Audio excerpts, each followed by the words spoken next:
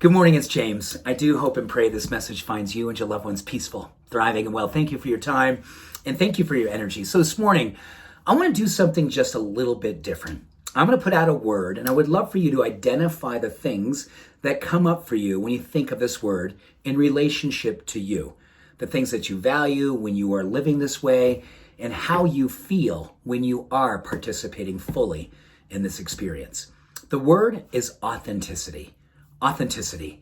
You know what's so interesting about this word? You're seeing it more and more in branding. Companies are using it. You're seeing it on social media where people who get a lot of followers, they're often comment as saying, oh my gosh, I just love when you show up authentically. I love your authenticity.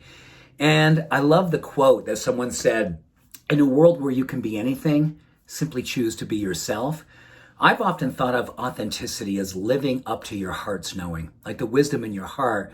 When you totally identify with it and you live it fully, and you do it in such a way that you push away anything that would keep you from being your full self. You know, in relationships and work that you do, and hopefully each and every day as you grow spiritually in your life. And personal development, I think, is so much about, and spirituality. These are all things about authenticity. And I think what's really interesting is these days as well, more and more studies are coming out and talking about the power of authenticity.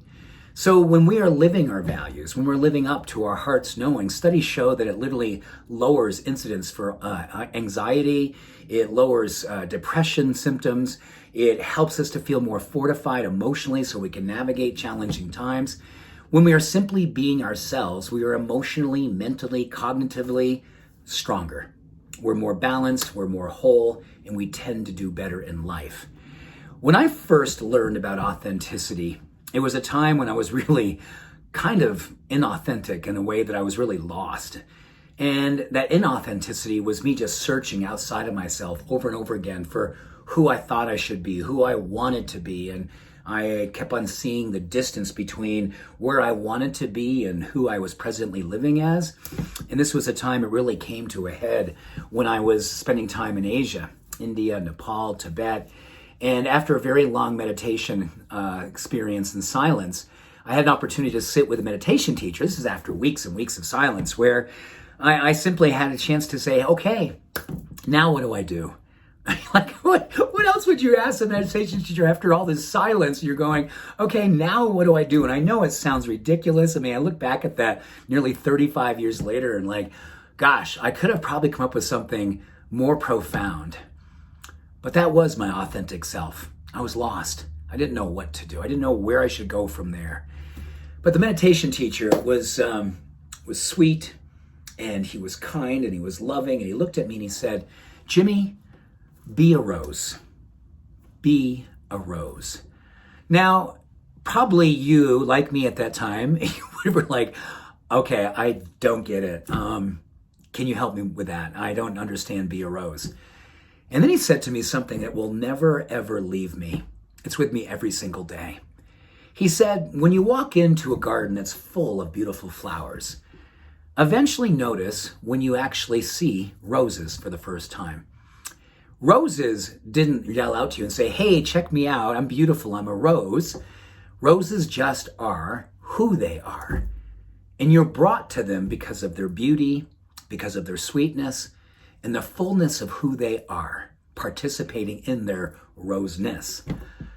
And I remember just going, oh my gosh, what if I was to fully participate in myself?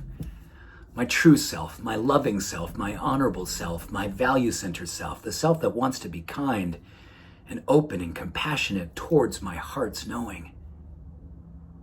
Would that help me to be experiencing what I believe a rose most likely experiences, being itself?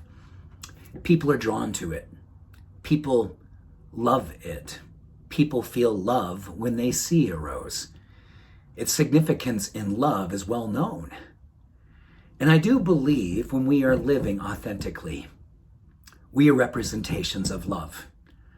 We are drawn to ourselves. We occupy our heart's knowing. We stand for what it is that we believe in, our truth, our values, what we see as being honorable. I think authenticity is deeply spiritual. And the more that we authentically show up and live from that heart's knowing, the more peace, the more resilience, the more power, the more inspiration we have for life. And when people see us living authentically, I do believe, just like roses, they're drawn to us. They see love, and then they want to emulate love. They want to become their own rose, their own authentic self. In a world where we can choose to be anything, how powerful it is to simply choose to be ourselves. Authenticity. There we go. Much love. Every blessing. Have a beautiful day. Bye for now.